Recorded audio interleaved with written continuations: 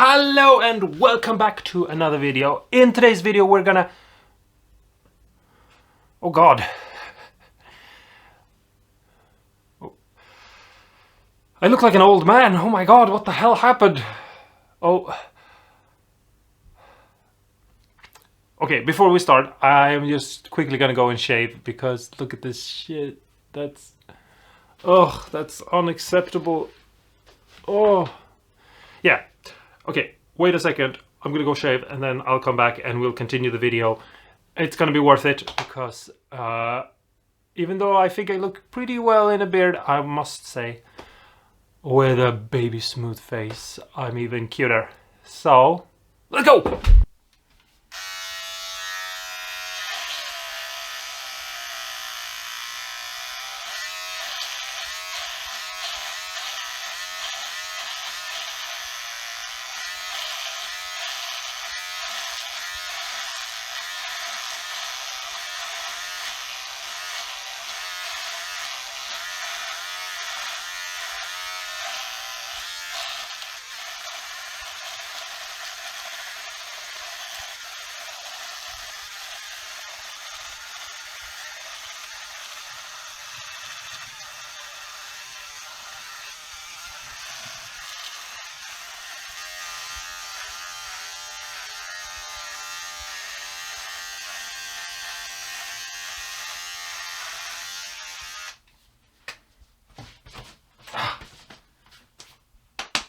Perfect.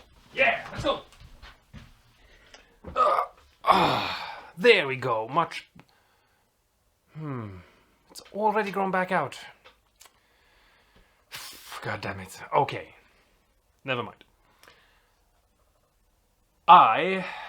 Before I got distracted, was gonna tell you today's video is about this guitar right here. Some of you might remember when I built it and all of that. And the thing is, I don't have a logo on the headstock. And that's because I kind of take pride in the guitars I built from scratch myself. I know there are no of those guitars on the channel, not really. And that's because I'm waiting for the channel to get bigger so that investing in something that is brandless will be, you know, an opportune moment, basically, because you can attach your videos to brands and things like that and get more views. But anyway, the name of this guitar got lost when I built it, and it's brandless because I don't want to take credit for the neck when I didn't make the neck. And I don't want to give the things that I actually made that is, you know, worthwhile and that is good about this guitar, that the people who made the neck don't deserve to get credit for. I don't want to give that credit away either. So my solution for this guitar is to put something nice up on the headstock, but that is something else, something different. And so I found this in my jewelry box. It's a tiny little dragon necklace that my sister gave to me many years ago. Because as kids, you know, dragons are really cool. So I was thinking we would put this on the guitar and I'll show you how to do it and make it look nice. And that's what we're gonna do now. So let's jump into the video and just get this started. We have to modify this a little bit. The first thing we do, because obviously the hook for the actual necklace needs to go, and we should try to see if we can't blend this top out and make it work with the rest so that it doesn't look weird and wonky when we go to attach it to the headstock. So the first thing I do is I cut off the little piece right here, just because we don't need it. It's for when it was a necklace. But I only cut off the back and not the front, and then I try to shape it down. I first cut it down to size, and then I take a file and I just reshape it and try to blend it out and reshape it so it looks like those other little pin things on the necklace that are sticking out right behind. And I just reshape it to sort of look like it. I use a hammer and a punch and an awl as tools to just sort of help me flatten it out and reshape it. And yeah, you can see here how I'm sort of getting a new shape in there, but just moving things around. I also use a knife a little bit just to help me get that shape.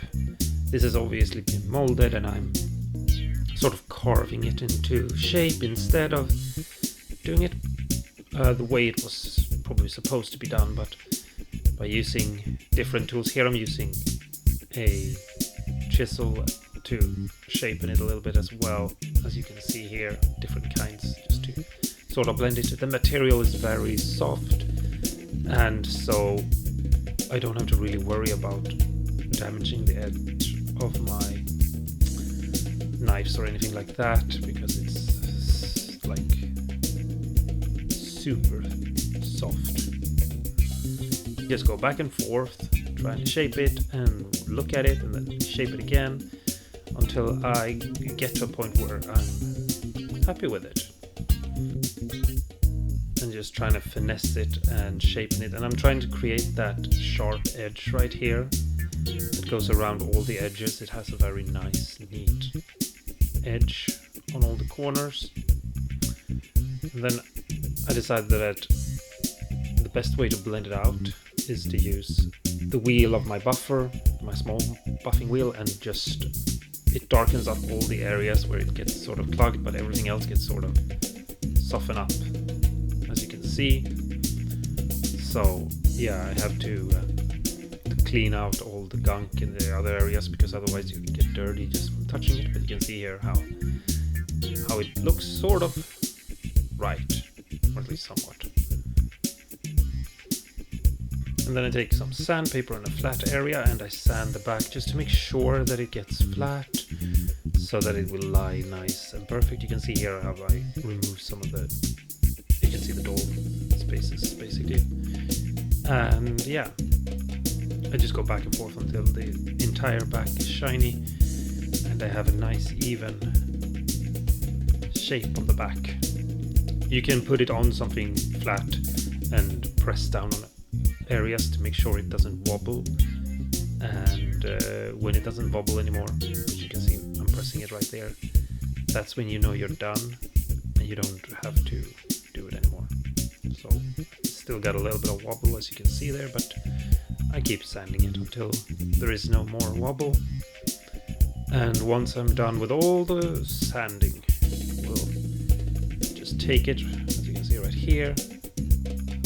There's a little bit of high spots here and there, but they don't matter that much because it's lying flat and you won't see the back. It's also good to have a very rough back because epoxy will bind better to areas that have been fixed up. And so now I'm just taking the headstock, take some masking tape and put it all over, and I measure out where I want it. I draw a center line and then I draw another line going from the tuners, and I do some marks, and I cut very, very small little cuts so that I don't go into the finish. It's maybe hard to tell, but I'm really trying not to go through more than the paper. And this is not the ultimate way of doing it, but I've done similar things before, and I just I don't know, I should have taken a photo of it and printed it out and put it in the right place and just done it that way. But I just need some markings to show where it is, and then I'm peeling back the paper to just align it, and I'm aligning the top and the bottom with that line where the little weird hook things are, and then I'm also aligning the eye through the dragon to the line that goes across. And I'm scuffing up the paint with a knife, just enough to have something to bind to, and then I just put epoxy on the dragon and I just smear some off, the excess off, so I don't have too much on there, and I clamp it in place. And I use a little bit of soft foam just to help the headstock not scratch up against something. And here it's dried and all is good, and I can just remove the excess.